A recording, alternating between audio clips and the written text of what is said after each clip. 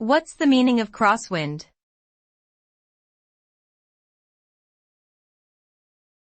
Crosswind.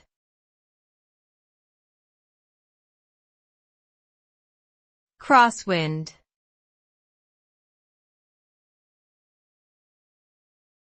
Crosswind.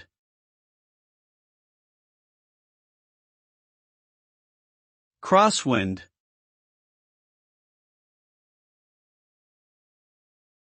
Crosswind is a term used to describe wind that blows perpendicular to the direction of travel of an object such as an airplane or a car.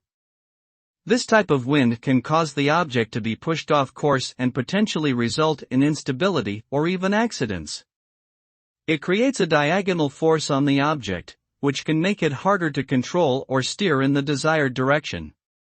Pilots and drivers must take crosswind into account when planning their routes and maneuvers to ensure safe travel.